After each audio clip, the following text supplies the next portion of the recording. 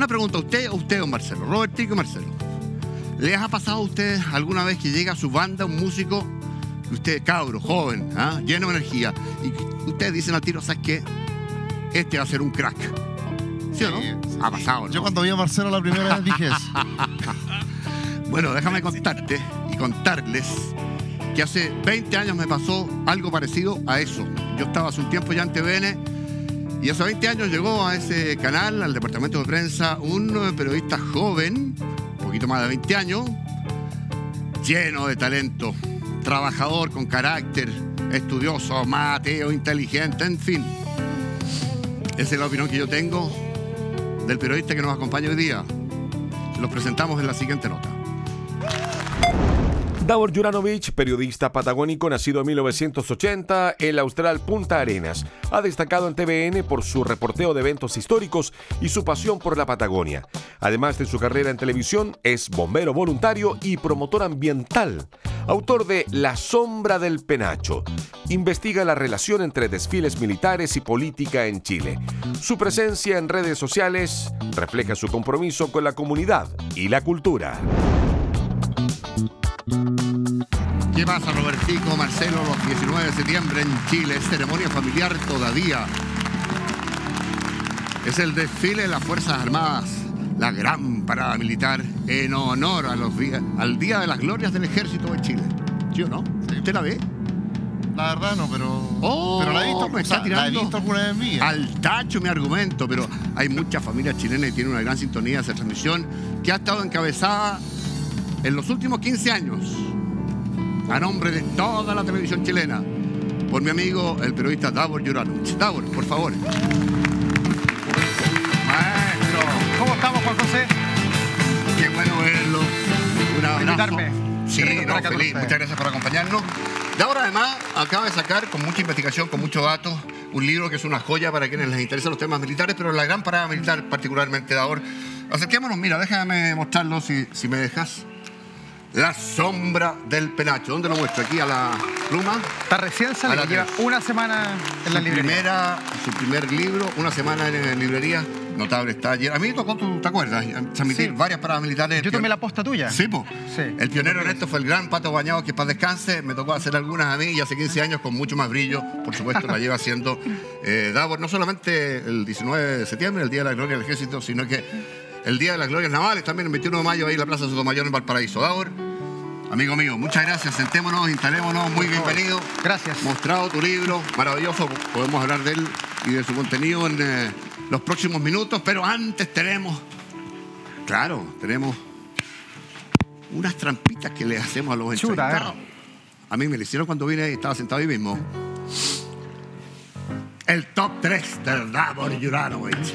Mi querido Davor, yo decía al inicio que tú eras trabajador, inteligente, mateo, lleno de talento. Esa es mi opinión. ¿Cómo te defines tú en 3 palabras, Davor? Bueno, yo me defino primero muy responsable. Sí. Soy responsable, pero a nivel extremo, y de hecho eso me ha permitido, yo creo, estar en la tele tantos años trabajando en las noticias, que hay que tener mucha responsabilidad. Siento que soy una persona muy leal.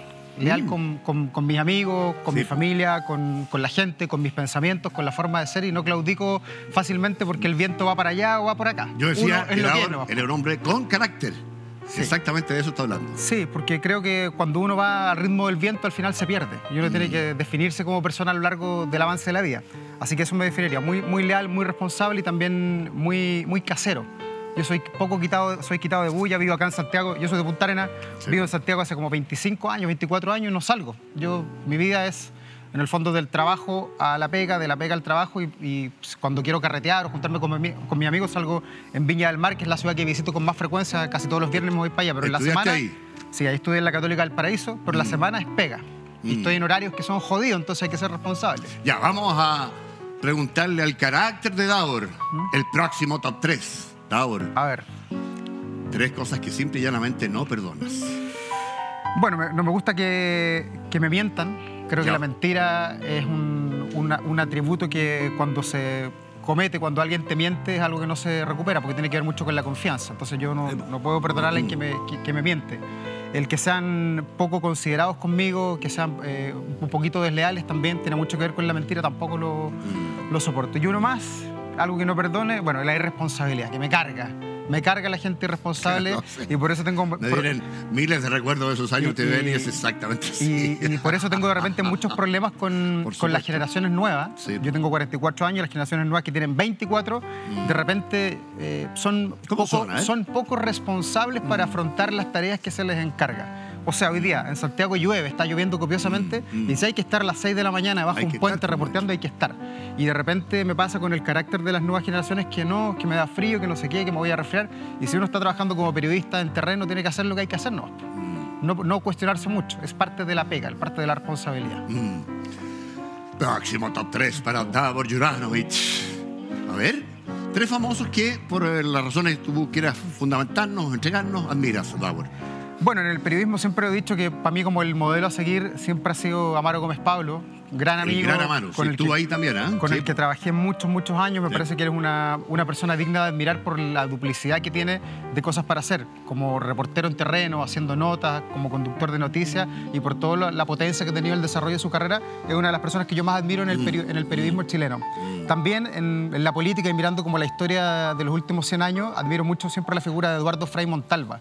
Sí. Creo que fue un presidente tremendamente importante para el país, por el desarrollo, porque le cambió el pelo a Chile. O sea, en ese gobierno dejamos de ser el país pobre de América Latina y nos transformamos en un gobierno que tuvo una catapulta hacia el mundo. Y eso fue gracias a que él fue la persona que tenía el timón de nuestro La país. Así que revolución en libertad de Frei Montalva. maravillosa, todas las Sí. obras, ahí está el metro, está TVN, y hay un montón de cosas más que sí, hizo y que sí. proyectaron a Chile. Así que esos son como los líderes que yo más recuerdo. Y también en la historia de Chile me gusta mucho la figura de Arturo Prat.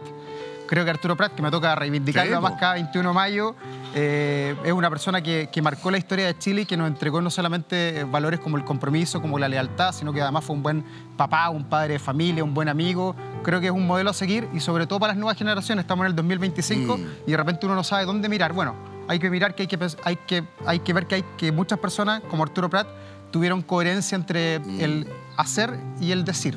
Lo que él Tú te decía, debes lo acordar, hacía. en la historia de Arturo Prat está su misión de espionaje en Argentina. Sí, pues. El Viático. presidente Aníbal Pinto. Viático. ¿Le sobró plata? ¿Qué hizo don Arturo? La devolvió. Y no estaba Dorothy Pérez ahí. Y no estaba la tía Dorothy. No estaba nadie mirando. No, para ponerle un ejemplo a don Arturo Ajá. nomás. Sí. No, esos son personajes como notables que yo admiro mucho, obviamente. Davor, todos los que te conocemos nos preocupamos en las últimas semanas que apareció esta noticia que debe haber sido un momento difícil, duro. Para ti, que afortunadamente estás empezando a bajar atrás, que tiene que ver con este cáncer de la piel. Te detectaste aparentemente, cuéntanos tú, un lunar, fuiste a verlo y esta cosa implicó una pequeña cirugía, o no sé si tan pequeña, pero que te permitió zafar a tiempo de una cuestión que podría haber sido muy complicada. Sí, para mí fue como inesperado. Yo, como soy muy responsable todos los Sí, años, sé que en diciembre, enero me tengo que hacer un control como soy muy blanco, de la piel, de los lunares y todo, y voy rigurosamente a un control una vez al año.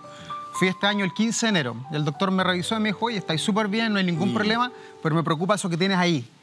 Y yo, ¿qué cosa? Si no tengo nada, ¿no? Eso que era una manchita, no era ni yo pensé que era un granito que salen después de que uno se afeita. Me dijo, eso es cáncer a la piel. Y yo le digo, ¿cómo va a ser cáncer a la piel? Sí, me dice, estoy seguro por el brillo, por la textura, por la experiencia. Me miró con unas luces, me monitoreó y me dijo, de todas maneras, ándate donde un dermatólogo oncólogo. Ya le puso la palabra oncólogo y yo dije, chuta, palabras mayores. Entré donde el otro dermatólogo y me mira, me revisa y me dice, no, aquí no hay que ni siquiera hacer la biopsia, hay que al tiro sacarlo. Y yo le digo, bueno, saquémoslo al tiro, sácamelo al tiro. No, me dijo, si esto es una operación, que hay que sacarlo y hay que biopsiarlo de manera inmediata para ver si ese cáncer está acotado a lo que se ve hacia afuera o tiene patitas que se han extendido. Dime una cosa, Davor, cuando te dicen a los 40 y pocos años una cosa como esa, ¿qué te recorrió por dentro en ese minuto?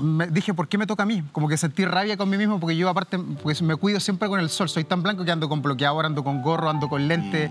Vengo de Punta Arenas, además que tenemos una cultura con el tema del ozono, que allá la capa en los años 80 y 90 fue mucho más delgada. Entonces sé lo que significa el sol y me he cuidado toda la vida y mi mamá me ha cuidado y todos me han cuidado y me dio igual. Entonces me sentí rabia y dije, puta, qué lata la cuestión. Qué lata, qué lata, A mí qué era lata. el último en la fila para esta cuestión. Claro, y bueno, me hicieron la operación, que fue el 15 de marzo, me sacaron el pedazo que se veía, se biopsió de inmediato, a la media hora vuelve el doctor, y yo dije, me van a mandar para la casa, y me dice, compadre, me dice, hay que sacar otro pedazo más porque tiene una ramificación hacia un sector, así que me volvieron ahí a abrir entre los doctores, me sacaron los puntos, y se cargó sobre mi cabeza y sacó un pedazo de carne grande, porque no es que te saquen como la telita de la frente, Fíjate, sino que hasta el hueso. Ya. Y eso se fue a biopsia y ahí había parado. En resumen, me quedó una lesión aquí en la frente de que apenas se ve. 4x2, claro, ahora estoy maquillado, pero cuando ando en el día a día, en las mañanas se ve roja y bueno, me quedó como la piel un poquito guateada con un hoyo, pero al final, Juan José, yo digo, bueno, no hay que amargarse por esto, porque cuando me dicen que tenía este diagnóstico, yo sabía que el cáncer a la piel le daba a todo el mundo, era el más común, el que tenía buen pronóstico, como que no me achaqué.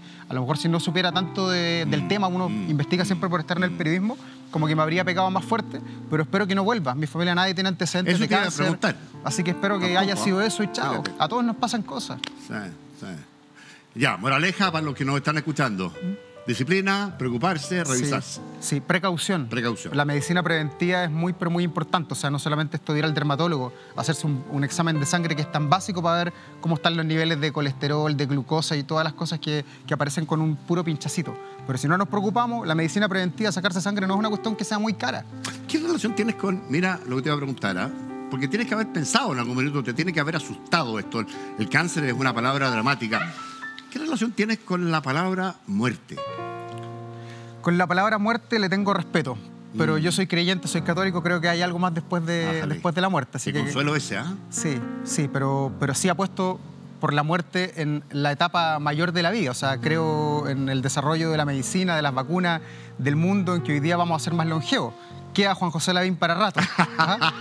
Nosotros, yo que soy un poquito más joven que tú, deberíamos tener un compromiso con la vida por lo menos hasta 15 años más jóvenes usted. Sí, pues deberíamos nosotros, mi generación, por lo menos vivir hasta los 90 años. Pues la generación que se está muriendo ahora muere entre los 80 y los 85. La mía debería ser un poquito más, y la de tus hijos, esos van a vivir hasta los 100 años. Hasta los 100. Pero la muerte creo que hay que tenerle respeto. Yo soy una persona que tiene como aversión al riesgo. Como que no me gusta ni la montaña rusa, ni tirarme en paracaídas, como que le tengo respeto, cuido mi vida. No tienta el destino usted. No tiento a lo mejor lo hice cuando era más joven, pero hoy día si la velocidad dice 60, ando 60. Como que no me gusta andar desafiando en las leyes, como que soy bien prudente porque me da miedo. Sé que la vida es una sola y no hay que jugar con ella. La vida es frágil, además. Sí, pues. Davor, yo decía que Davor, sí, ¿no es cierto? Sí, porque ayuda a quienes nos escuchan. Sí, me parece espléndido. Davor es periodista, un montón de cosas, un ícono de la tele, en tremendas coberturas. Vamos a hablar de algunas de ellas, el tema de la parada militar, por supuesto, el 21 de mayo. Pero además, y yo creo fundamentalmente, es magallánico. Sí, eso está en mi ADN, acá, en la guatita. Sí. Yo había pensado preguntarte por qué. ¿Cuál es el fundamento que hay detrás de que de cada periodista magallánico que yo conozca hay un gran periodista? Son talentosos. Mira, el gran Gassi Jalil, ¿sí? Director de TVN por años. Bueno, Fernando Solobarrieta, Claudio Fareña, un tremendo periodista. No sé, Rodrigo Cid también, el Pato Gea, todo gente que trabajó contigo, que vienen de allá y que al poquito antes de mostrarnos ser extraordinariamente talentosos. ¿Hay algo ahí? Yo creo que tiene que ver con haber nacido y haber vivido en una zona extrema, sin tantas distracciones como acá en Santiago. Correcto. Yo siempre cuento que en mi vida lo único que vi yo toda la vida fue TVN. Era lo único que llegaba, era la única entretención que había. ¿Llegaba al día siguiente o no? Llegaba en directo. Es que tú eres más joven. El Canal 13 después empezó a llegar como en VHS, como el 95. Claro. Pero nosotros tuvimos una conexión solo con un puro canal, un par de radios, no había mucho que hacer en Punta Arenas, y yo creo que eso provocó que muchas de las personas que pertenecemos a esa generación de los 70, los 80, los 90, hayamos tenido una rica vida familiar. Una rica vida familiar con papás instruidos que les gustaba enseñar, y además creo que por lo menos en mi caso yo tuve muy buenos profesores. En el colegio, yo estudié en la escuela de 25 Portugal, en la básica, después estuve en un colegio privado que se llama Novelius en Punta Arenas, y tuve la suerte de encontrarme también con una generación maravillosa de maestros que eran motivadores para enseñar y que a uno le hicieron aprender, entonces llegamos con muy buena base.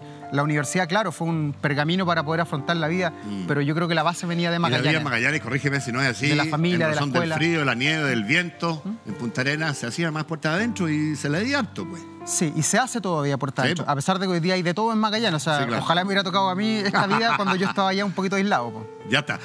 Ya, ¿mitos magallánicos o no mitos? Usted dirá.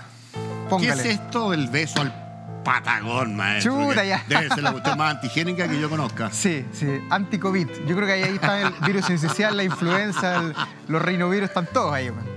Sí. Tiene el dedo peladísimo de tanto eso. Bueno, ese monumento está ahí desde 1920. Fíjate. Se colocó y se erigió ahí en el centro de la Plaza de Armas de Punta Arenas, que es una de las más lindas del mundo. No sé si tienes la oportunidad de conocerlo, pero está bien hecha, tiene lindos cipreses, Sí, claro. está rodeada de una hermosa arquitectura.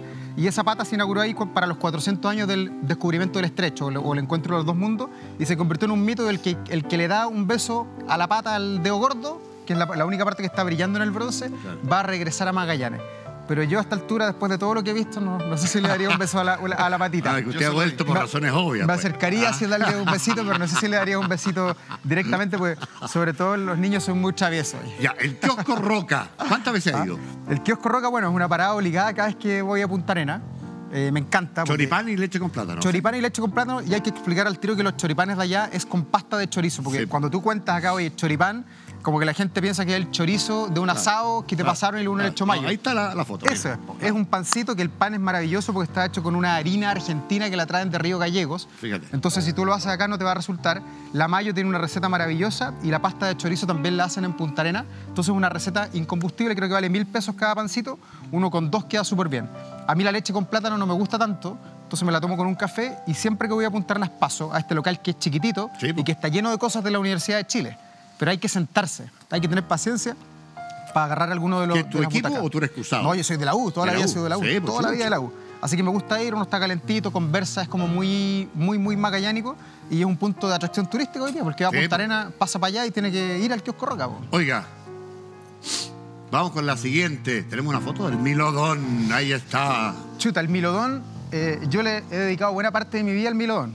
Ah. Yo estuve en campañas para traer el Milodón de vuelta, porque ese Milodón Sí. que estamos viendo ahí es un Milodón de fibra de vidrio que está en la puerta de la cueva del Milodón en Última Esperanza. El Real One está en. Cerca de Natales. El Real One, el que se llevaron, por no ocupar otra palabra, Sí, claro. se llevaron, está en Gran Bretaña, Sí. en el Museo de Historia Natural de Gran Bretaña. Y cuando yo vivía en Inglaterra, por ahí por el 2010, ahí estamos con los restos del Milodón. Sí. Buen corte, buena peluca. Yo dije, bueno, como magallánico, ¿dónde está el Milodón? Quiero verlo. Y llegué a la conclusión y pude llegar hasta el lugar donde estaba el Milodón, que está guardado. Hasta el día de hoy lo tienen guardado en unos cajones, obviamente con buena temperatura y todo. claro. Pero yo decía, pucha, este Milodón debería estar en Puerto Natales o en Punta Arenas exhibiéndose. E inicié una campaña para traer de vuelta el Milodón. Y tuve súper buena acogida. Lo Yo recuerdo, sí. lo hablé directamente con Sebastián Piñera, que era el presidente de Chile, con el canciller Roberto Ampuero y también con el ministro Felipe Ward, que eran los que estaban a cargo de estos bienes nacionales.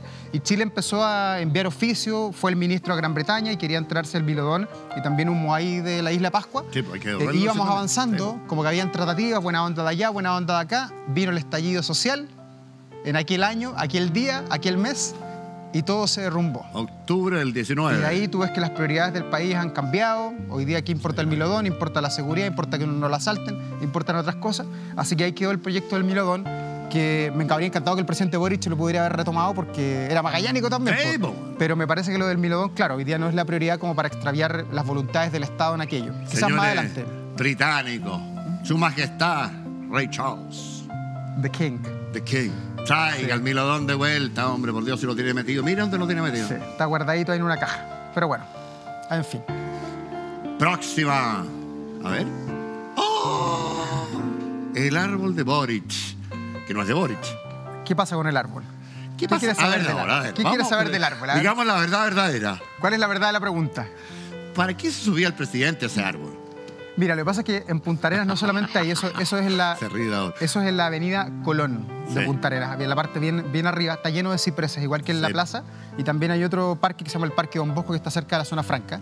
Es como una tradición de uno cuando es niño subirse ahí. Yo, de hecho, no usaba ese mismo árbol, pero también me subía a un árbol más cercano a la zona norte del país, Y porque, tiene un gran follaje. porque ¿eh? los cipreses tienen esa gracia que están bien bonitos por fuera, pero por dentro tienen ramas anchas, como para dormir la siesta, como O- para dormir la mona. O alternativas. O no sé, po. Claro. Es que usted No, es muy no. creativo, pues Juan José. Claro, po. no, por supuesto, Yo no por soy supuesto. tan creativo, soy más inocente. Pero me imagino que los chicos hoy día que salen del colegio también van ahí a carretear, no sé, a jugar, a dormir, a pasarlo bien, a conversar. De repente uno como joven quiere un espacio de intimidad con alguna polola, con un amigo, conversar. Y se usa mucho eso. Y ese árbol que lo ocupó el presidente en la campaña, que fue exitosa la campaña, Sí, claro. está hoy día todavía en ese mismo lugar. Ha sido objeto de atentado, lo han querido quemar Así, ese ¿ah? árbol. Fíjate. Y hoy día tiene una plaquita que dice árbol presidencial, no subir al árbol.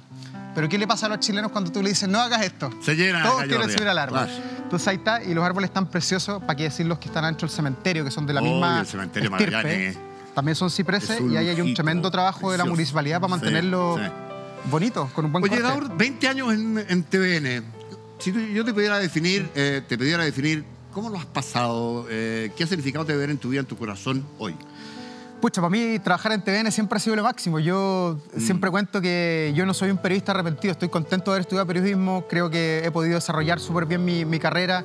Tuve la suerte de encontrarme con momentos y con momentum en la industria que me permitieron a mí desarrollarme mucho. Yo conozco el país completo, he estado desde Vivir hasta el Glaciar Unión, Puerto William.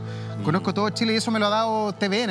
Esas posibilidades me las ha dado, conocer el mundo, más de 40 países en los que he podido desarrollarme, y sigo ahí. He pasado prácticamente por todas las posiciones. Sí, po. Hoy día soy conductor de un noticiero y mi carrera ha sido a puro esfuerzo. A mí nadie me ha regalado nada. Lo sé. De repente uno ve que alguien pasó para allá y yo digo, bueno, me tocaba a mí, bueno, tuve que esperar, paciencia, cautela, y ahí estoy ahora de conductor del noticiero de la mañana, que se llama La Mañana Informativa, y también en la noche en el cable tengo un programa que se llama Vía Pública, Vía que va Pública, de 11 claro. a 12 de la noche. Muy buen programa. Sí, lunes, martes y miércoles. Pero TVN, claro, ha sido mi casa. Yo, como te contaba hace un rato, nací viendo TVN. Yo nunca vine al Profesor Rosa, ni a Pipiripao, ni a Don Francisco, ni nada. Yo crecí viendo TVN, Cachureo, Pedro Carcuro, El Sapo Livington, todos esos programas. La época de gloria, el área deportiva. La época las maravillosa. teleseries de La Vuelta TVN. Ciclística con Michael Claro. Miller y todas esas Mira. cosas. Juan José Lavín.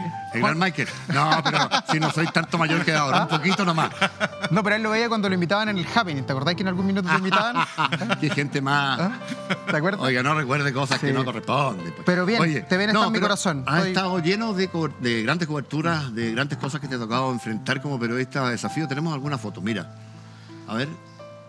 Uy, esa Antuco. Esa tragedia de Antuco del año 2005, 18 de mayo del 2005, para mí esa es una de las situaciones que siempre cuento, de las que más me han marcado en mi carrera periodística, porque cuando eso ocurrió yo tenía 24 años y los soldados que murieron tenían 18 o 19 años. Claro. Fue mi primera cobertura como importante para TVN. Yo había llegado en marzo del 2005 y esto fue en mayo, así que fue una prueba de confianza el enviarme allá, y me dio mucha pena la búsqueda, sobre todo porque veía los ojos llorosos de las mamás, de los papás que le habían entregado a su hijo, su hijo para que haga el servicio, se lo habían entregado al ejército, en el fondo al Estado de Chile, y el Estado de Chile les había pagado de esta forma. Me tocó estar ahí, esa foto es de la búsqueda, entre el refugio de los Barros y el refugio de la Cortina, arriba en la cordillera, con noches y jornadas muy, muy frías, donde algunas veces llegábamos a encontrar algún soldado o un fusil o un pedazo de mochila, y otras no llegábamos absolutamente a nada. Pero lo que más me impresionó y me curtió en esa cobertura fue el ir a los funerales. Como que yo nunca había estado en un funeral en primera fila, un funeral de un militar, con la entrega de la bandera chilena a mamás que con suerte tendrían 36, 37 años, y ya no tenían a su hijo, que ese hijo probablemente era la esperanza para una familia, que muchas de ellas venían de zonas muy pobres, y eso me dio pena. Cuando yo veía que el ataúd se iba para abajo, veía el desgarro de esas mamás que se querían tirar adentro, como que yo lloré. ¿Cómo le hiciste para no quedar eso? Te iba a preguntar. No, lloré ahí. Lloré, no en la tele, pero sí me daba pena si uno es ser humano. Y creo que esa tragedia me curtió como periodista para afrontar otras cosas que vinieron, como por ejemplo el terremoto del 2010, donde recuerdo estuvimos juntos en algún minuto. Por supuesto. En algún minuto. ¿Y Chile aprendió, crees tú, de esta tragedia? ¿Hoy día podría pasar, Davor, crees tú, algo como esto? Yo creo que no, porque a partir de esa tragedia, recordemos que el ejército lo encabezaba Juan Emilio Cheire, y el gobierno era del presidente Ricardo Lagos, el ministro de Defensa era Jaime Rabinet.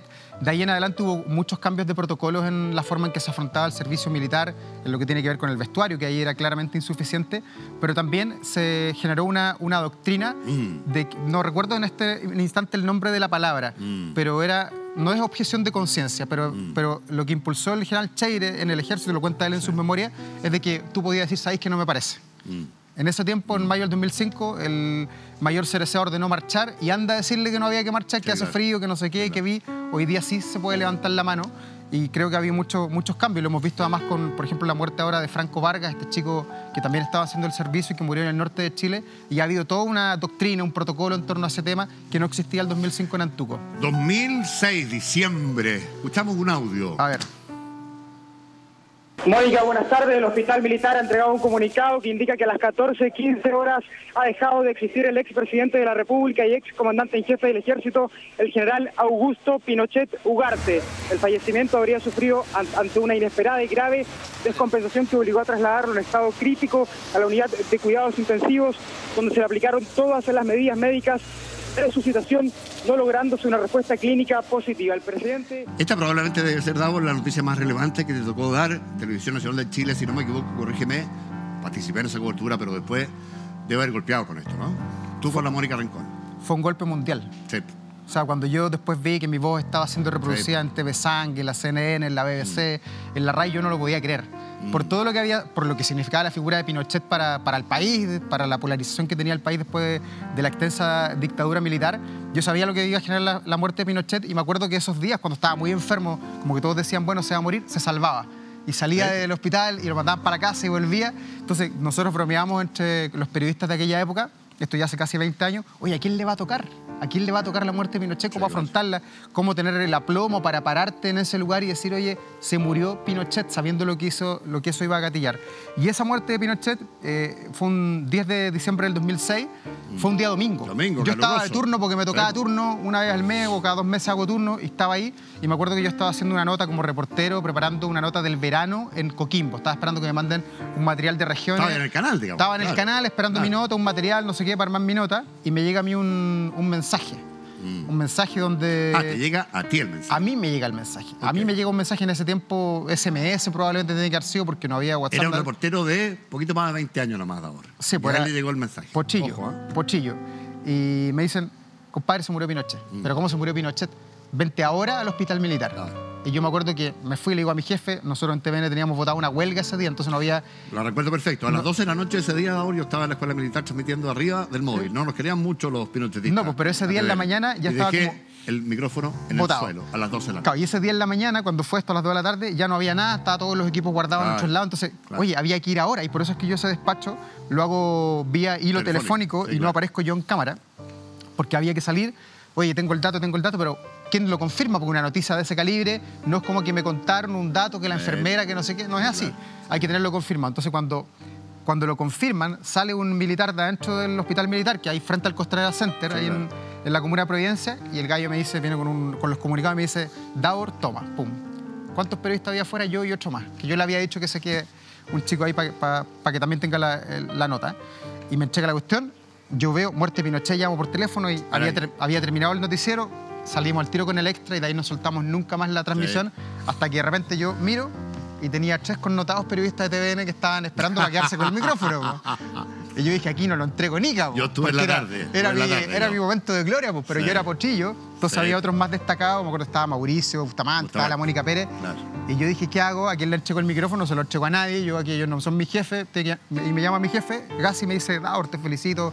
Diste la vuelta al mundo, te felicito por el aplomo, por esto, por el otro. Entrégale el micrófono a Mauricio Bustamante y tú te vas a la escuela militar. Me dijo, diste la vuelta al mundo, pasaste a la historia. Y al otro día llegué como casi un héroe pues, a TVN y me mandó a llamar el director de prensa, que era Jorge Cabece, también me felicitó por el aplomo, por la oportunidad, por el golpe. Sí, pues, no, así que nos fue muy bien, me marcó en la carrera. Pues. Marcó la carrera, fue muy duro, sí, tener que dejar los micrófonos y hacer un poco en TVN en esta noticia mundial. Éramos además prestadores de servicios para todo el mundo. Sí, pues. Hacer el loco al final. Pero duró poco esa huelga. Esa huelga duró un día. Un día. Y nos llenaron de tomate y todo, porque la gente siempre en esa época interpretaba como la presidenta Bachelet decidió no rendir honores, ¿te acuerdas tú? Como el presidente de la República, como que la gente se ensañó con nosotros y la sociedad está súper polarizada aquel día. A Mauricio Bustamante y la Mónica Pérez transmitiendo la ceremonia fúnebre desde la escuela militar. A ese móvil, los pinochetistas le cortaron los cables. Sí, otros tiempos. Así nomás fue. Otros tiempos. Otros tiempos, amigo, de ahora. Fotografía adicional, a ver cuál es la que viene ahora. ¿Un terremotito? Chañaral. Eso es Chañaral hace 10 años ya, pues. Sí. Abril, mayo del 2015. También me dio mucha pena. ¿Aluvión? Mucha pena, y lo voy a conectar con una respuesta que te da al comienzo del programa. Un día, yo estaba acá en Santiago, ponte tú un martes, en la noche, yo había trabajado yo todo el día trabajando como reportero acá en Santiago. Sí, claro. Me llama mi jefe y me dice, Davor, está la cagada en Chañaral, claro. Puta, la ciudad quedó partida en 2, ¿te puedes ir a Chañaral? Ya, ¿cómo? Tienes que irse ahora. Yo había trabajado todo el día. Sí, claro. Fui a mi casa, pesqué jeans, zapatos con punta de fierro y todo, y nos fuimos manejando yo no me acuerdo con qué camarógrafo fui, mi Timota. 3 horas tú, duerme el 8, 3 horas tú, para llegar. ¿Manejando ustedes? Y llegamos a creo que a las 6 de la mañana, 5:50, estaba muy oscuro, estaba la ciudad partida en dos, barro por todos lados, nadie sabía nada. Si no me equivoco, habíamos estado, Davor, poco tiempo antes. Nunca había estado yo ahí. ¿No? Ah, no estuve contigo entonces. En El Chañaral terremoto de Chañaral, que fue unos años antes. No. Sí. Yo nunca había ¿te tocó? estado ahí Ya. y bueno, tenéis que, cuando uno llega a una ciudad que está en el piso, que está de rodillas, con la gente absolutamente extraviada y con mucha incertidumbre, uno tiene que reconstruir cómo era la ciudad, o sea, en la cabeza, cuál es el norte, cuál es el sur, cuál es la calle principal, porque la gente te dice, aquí estaba esto otro. Y ahí en esa tragedia, me acuerdo que yo llegué y lo primero que hice fue ir a un colegio y entré y fue impresionante. No había gente muerta, no recuerdo muerto, pero sí gente magullada que había sobrevivido colgada en los árboles, en una rama, entonces están todos magullados por aquí, por acá, con la gente con heridas, vendados por todos lados. Y salimos rápidamente, ahí ya la tecnología había mejorado y también TVN fue uno de los primeros en salir de allá. No sé si fuimos el primero. Yo de repente esas competencias de algunos colegas periodistas no me gustan mucho. Uno salió cuando salió. Ahora, te y pongo chao. una pregunta, ¿cómo es hoy al Departamento de Prensa de Televisión Nacional con esa misma mística y energía? Yo lo veo bien, creo que estamos bien parados. Y de hecho, hoy día te voy a poner dos ejemplos. A ver. 24 horas central, nuestro Ya. noticiero de las 9 de la noche, no está cuarto, No, pues, está segundo, tercero. Está collereando. Algún día primero. Sí. O sea, no está como que, oye, no Sí, nos claro. ve nadie, no es así. Y el canal 24 horas, que es donde yo estoy tengo una muy gran participación, es el canal más visto del cable. Sí, claro. Nos Eso, gana los de fines de lejos, semana. hace muchos años. Nos Sí. gana probablemente los fines de semana en deporte, TNT Claro, o claro. el ESPN, los que transmiten fútbol. Pero en la semana lleva 15 años, yo soy fundador de ese canal Sí. además, es el más visto del cable. Entonces es un canal que tiene utilidades, que tiene un prestigio, que tiene una marca, que mucha gente quiere ir ahí, sobre todo el mundo político, alcaldes, para que uno los entreviste. Así que yo creo que desde ese punto de vista el departamento de prensa está Es un vigoroso. lujito, es un lujito eso. Está sí, vigoroso. Sí, claro. Obviamente hay horarios que nos va peor que otros, pues, como Claro. todos los canales. Aquí mismo deben haber horarios más valle que otros más prime. Pues. Es así la vida de la televisión. Este horario es estelar, sobre todo cuando uno es entrevistado como Davor, ¿sí o no? Sí. Oiga, maestro, quedan más fotos. Pero A ver. estamos bien, estamos bien. Qué bueno, me alegro. Celebro saberlo, Sí. de verdad. Vamos con la próxima foto. ¿Qué hacía ahí con Richard Branson? Esa foto, esa foto sí que es antigua. Esa Sí, foto ¿ah? es en el Museo de Cera de Londres. Ah, no es Branson de carne y hueso. Te diría sí. yo tipo 2010, pero me tomé Ya. esa foto, no sé si está la otra, No sé. porque yo entrevisté a Richard Branson. Ah, sí, ya. Claro, soy de los pocos del mundo y de Chile que probablemente lo entrevistó el año anterior o meses antes de esa foto. Entonces, cuando yo fui al Museo de Cera, al Museo Madame Tussauds en Londres, me saqué una foto con él porque lo había conocido en carne y hueso en California, en el desierto de Mojave, en un reportaje que fui a hacer sobre las personas que querían ir al espacio. ¿Te acuerdas tú que hubo Claro. estaba Leonardo Farca ahí entre los La empresa pasajeros? Virgin, ¿no? Virgin Sí, Galactic. claro. Y Sí. el gallo dijo, ya, voy a dar una entrevista para América Latina. ¿Y a quién le tocó? A mí. Y me tocó a mí, y eso de hecho fue el gatillante para que yo me vaya a vivir a Inglaterra, porque sentí que la entrevista que yo había tenido con este personaje, que era importantísimo, Richard Branson, no la había yo aprovechado de la manera que la debía haber aprovechado, porque no le entendí mucho lo que él me dijo. Entonces dije, bueno, tenía 29 años, 28, dije, esto tengo que ponerle freno ahora, y ahí decidí hacer un stop en mi carrera, Manejo el inglés. y me fui a estudiar un año a Gran Bretaña, a estudiar inglés. Sí, claro. Entonces, por eso esa entrevista con Richard Branson siempre la recuerdo por el personaje, por ¿Y por cómo te marcó? cómo me marcó a mí, pues y además por la prominencia de él, que es de las personas más importantes que me ha tocado entrevistar. Próxima foto, a ver. ¿Quién? El Lucho Alarcón, pues. Ah, con el tío Lucho, está ahí. Sí, pues estamos con el Lucho Qué grande Alarcón. fallecido. Está otro magallánico al fondo. Ahí está Sergio Pinto. Sergito que le dé por Pinto. venir. Claro. No, Luis Alarcón lo quise mucho porque él era magallánico, Sí. era de Puerto Natal y nos juntábamos mucho en un Ah, grupo. natalino. Sí, pues nos juntábamos mucho en un... Como Salabarrieta, como Fariña, como esa gente. Exactamente, y nos juntábamos mucho en un grupo que tenemos que es la Cofradía del Calafate, ya Ahí hace un está. par de años, hace ya muchos Ojeda. años. Ahí hay varios próceres Claro. de Magallanes, y Lucho desde el primer día, aunque ya estaba en el otoño de la vida, siempre fue muy activo a la hora de participar, de compartir, de conversar. Yo hablaba siempre con él permanentemente, nos tomábamos unos buenos gin tonic. A él le gustaba el deseo, le gustaba contar anécdotas del teatro, de las telenovelas, de las actrices. En el fondo le gustaba pelar, así que lo pasábamos muy bien. Hay que ser un personaje muy especial para ser invitado a estas cofradías magallánicas. Sí, no entra cualquiera. Tiene que tener sus credenciales. Exacto. Y lamento mucho que Lucho, que estaba tan bien, se fue para abajo en la Sí, pandemia. Pues la sí. pandemia lo echó para abajo y bueno, terminó ahí falleciendo hace ya un Pero par de vivió años. una buena vida, Lucho. Buena vida, lo Sí. pasó bien. Pucha, por eso es que a nosotros nos gustaba mucho compartir con él, porque era un tipo lleno de vida, pues hasta los Sí. 80 y tantos años. Sí. Estaba pero vigoroso. Nuestro otro amigo ahí era Jorge Bavaro. Nevarovich, que también falleció. El decano ahí. Sí, por el gran canciller. El gran canciller. De la cofradía del Calafate. Claro. Y nos juntábamos siempre en su casa. Y bueno, Lucho fue un gran amigo y yo lo quiero mucho y lo recuerdo. Y por eso probablemente estas fotos las sacaron de mi Instagram, donde yo le hice un lindo homenaje cuando se lo llevó Sí, po. el señor hacia arriba. Sí. Ya. Oye, ahí estoy, La sombra del penacho ahora. A ver, es Acá está un libro el que libro. está, yo lo pude hojear, tuve la gentileza de mandarlo para acá, me lo pasaron y qué sé yo. No lo pude leer con detención, lo voy a hacer, me encantaría saber tanto como sabe Davor y tanto como sabe y lo que recopiló a nivel de datos, que es extraordinario. Pero además es un enfoque novedoso. Esto no es solo historia militar, sino que también tú enfocas este análisis en la relación entre las Fuerzas Armadas y la política y cómo se expresa esto. De alguna forma en las paradas militares, hay varios episodios. Sí, de hecho esto parte el 2011, yo transmito por primera vez la parada militar y el 2011 como que busqué en Google los datos, no sé qué, para levantar mi transmisión, me fue súper bien. 2012 dije, ¿qué hago?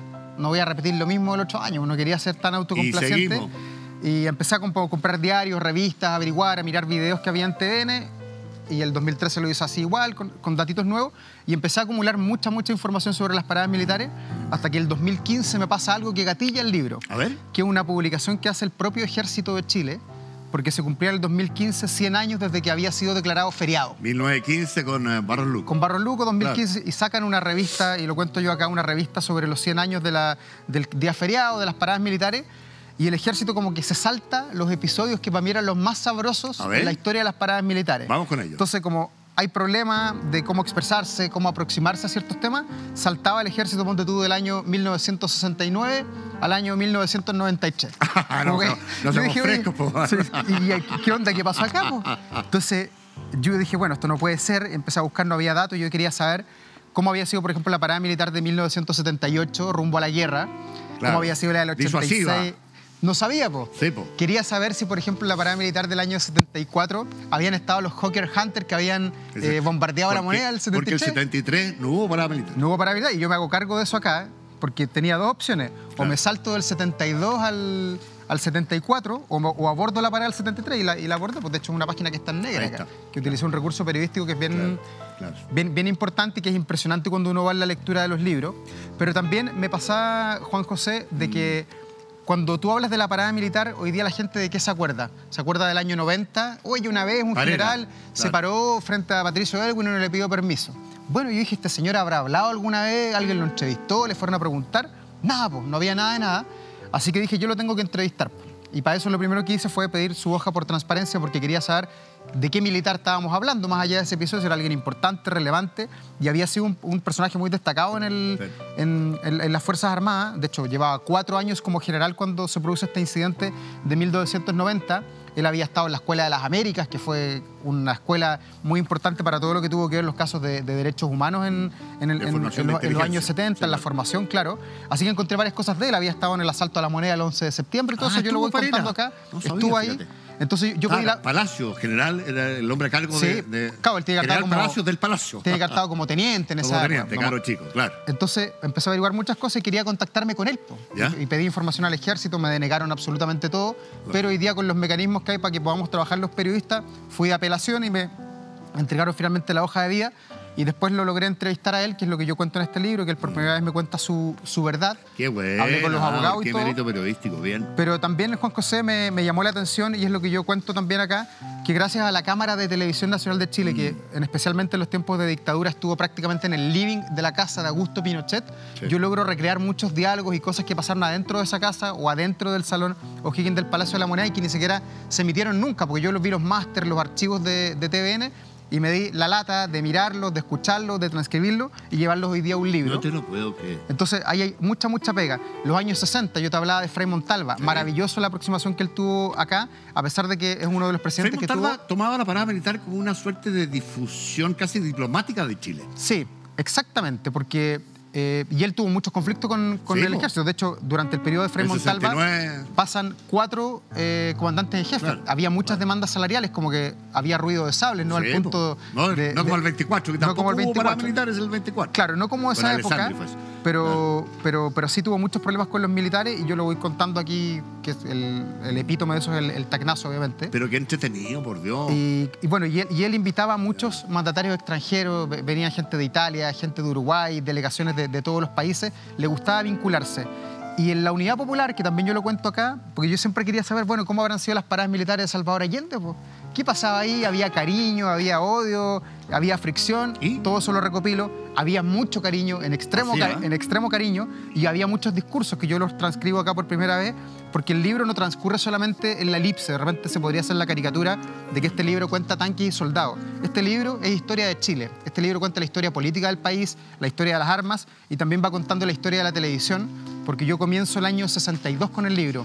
Las paradas son de 1896, pero yo parto del 62 porque ese día, por primera vez, hubo una cámara de televisión. Entrevisté a Patricio Bañados, de hecho, Pudiste entrevistar al Pato antes hace un de par de años, que muriera. y él me contó muchas cosas de esos comienzos, y de ahí yo vi el desarrollo de la televisión, entrevisté a mucha gente, y fui completando cada una de estas paradas militares de manera cronológica, y después le puse un relato para hacerlo un poquito más novelado. Oye, que las no es un paradas apunte. militares de Boric, ¿cómo las has visto? Las he visto de menos a más. Así, ¿ah? Yo llego a dos conclusiones en el libro. A ver. Creo que la parada más difícil que ha habido en Chile en los últimos 60 años, que son los que yo abordo, es la de 1999 con Eduardo Frei Ruiz Tagle, cuando le tocó ir a la parada militar con Pinochet detenido preso en Londres. Creo que el país estaba absolutamente polarizado, hubo gritos, pifias, pero también hubo fuego ese día en la elipse. Él más encima fue con la banda presidencial al revés. Habían fricciones en días anteriores con el mundo político, con el Congreso, con los militares, como que fue muy, pero muy desastrosa la parada militar. Y el nivel de pifias que yo pude ver en la parada del 99, que la vi completa, la visioné, está en los archivos, se repitió el 2022 cuando Gabriel Boric acudió a su primera parada militar. Yo ese día estaba ahí, yo llevo 15 años estando ahí, veo que pasan los presidentes y ahí estamos. Entonces como que puedo comparar, y el nivel de pifias que hubo ese día, de pifias que yo decía, trágame tierra, porque tú puedes entender que las pifias salen de la vereda de allá, donde está el público, que tú no sabes qué hay ahí. Dauro está ubicado en el escenario central, ¿no? Yo estoy en ¿verdad? el palco, entonces cuando tú ves que las pifias vienen del lado tuyo, quiere decir que ahí viene de la gente que está con invitación, Sí, porque son invitados o del gobierno o del ejército. Generalmente es meeting mota la repartición O sea, de de las entradas. menos a más, porque después esto dejó de ocurrir, dices tú. Después estuvo más tranqui. Ya. Después estuvo más tranqui. La del 2022 fue compleja, la del 2023 se abordó de mejor manera, que fue la de los 50 años del golpe de Estado. Tuvo todo un trasfondo la del 2023. Y yo la cuento acá, la abordo. De ese día yo entrevisté, de hecho, al general Iturriaga, que es el comandante en jefe del ejército, y le pregunté por derechos humanos, le pregunté por la decisión del ejército de apoyar en ciertas causas, que fue algo muy polémico ese día, y Gabriel Boric después le pregunté de aquello. Así que todo eso lo retrato acá. Hay episodios desconocidos también, por ejemplo, de esas paradas militares que han ocurrido después que termina la parada militar, donde yo también he estado muchas veces presenciando cosas. Bueno, las traigo al libro. Así que espero que les guste. Está todo, los 80, los 90, los 2000. La presidenta Bachelet, ¿te acuerdas que ella partió el For Galaxy y se fue para atrás? Y eso se transformó en una de sus imágenes más populares. Lo recuerdo perfectamente. Que después la catapultaron como simpática. Espérame, una pregunta presidenta, con fondo político. A ver. Ya ha contado, de verdad, Carlos es un lujo, ¿eh? Es un libro maravilloso, me encantó. ¿Quién va a presidir, Davor, la parada militar el próximo año? Chuta, es buena la pregunta. ¡Ay! Es buena la pregunta. ¿Será un hombre? ¿Será una mujer? ¿Será de izquierda? Está líquido la cosa. Es que yo creo que estaba más decidida en la encuesta, hoy día está más líquido de nuevo. Sí, y yo creo que uno mirando lo que ha pasado en otras partes del mundo, cuando nos vamos acercando a las elecciones, de repente hechos coyunturales que son externos al proceso político, de repente pueden gatillar el voto más emocional. Y recuerdo lo que pasó en España con José María Aznar hace un par de años, en que hubo un atentado, terminó él perdiendo las elecciones por no haber podido enfrentarlas de buena manera. O sea, como que una semana antes cambió todo. Yo creo que está todo muy líquido. Estamos aquí a puertas del 29 de junio, ver las elecciones primarias oficialistas que uno decía que iban a ser fome, pero se están sacando los dientes ya los candidatos. Sí, así que hay un montón de debates que son entretenidos. No sé quién va a ganar esa primaria, no sé cuál de los cuatro. Unos días aparece Carolina Tobar, otros días Janet Jara. No sé qué va a pasar. Y en la derecha yo creo que falta mucho todavía. Creo que falta mucho para definir bien los candidatos. O sea, creo que Evelyn Matei sí va a estar, José Antonio Kast va a estar, pero el resto todavía siento que está medio nublado el panorama. ¿Que se baja Kaiser o no? Es que no sé, yo creo Ahora, que... si se va a bajar, que se baje cuando el negocio sea más o menos bueno, porque la última vez que lo vi en encuesta estaba en 5 puntos. Sí, y el negocio se cierra los últimos días de agosto, cuando hay que inscribir.